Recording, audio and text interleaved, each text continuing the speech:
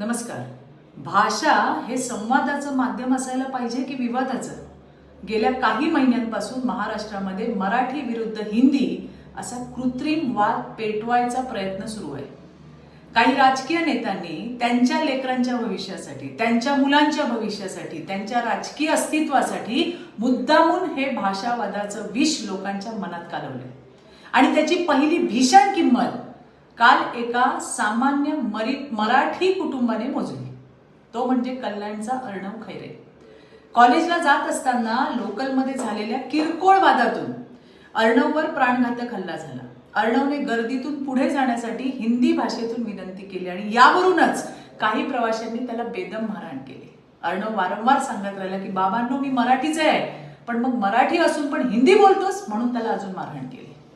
अर्णवला या सगळ्या झालेल्या प्रकाराचा इतका मानसिक धक्का बसला, म्हणजे विनाकारण अपमानास्पद वागणुकीवरून तो इतका हताश झाला की घरी परतल्यावर अर्णवने आत्महत्येसारखा अत्यंत दुर्दैवी असा निर्णय घेतला. काय होता अर्णवचा गुन्हा? काय होता? तो मराठी असून हिंदी बोलला हा?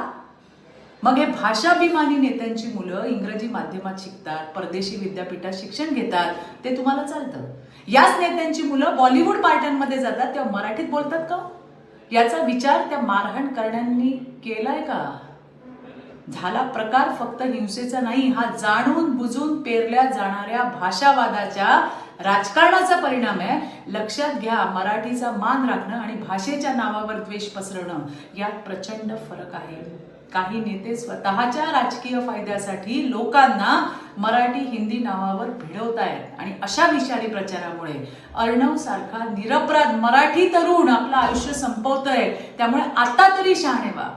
जे लोक एकीकडे भाषेच्या नावावर तुमच्या मनात विष कालवतायत, तीच सत्तांत मंडळी लांगुल चालनाचं राजकारण करताना सोयीनुसार, आपापल्या सोयीनुसार भाषाभेद विसरून एकोप्याची भाषा करतात. त्यांचा दुटप्पीपणा ओळखा. भाषाभिमान ठेवा, तो असायलाच पाहिजे, पण इतर भारतीय भाषांचा द्वेष करून नाही हो.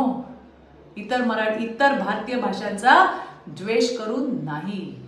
हे भाषेवरचं असुरी जे प्रेम आहे ना, थांबवा. धन्यवाद. जय हिंद, जय महाराष्ट्र.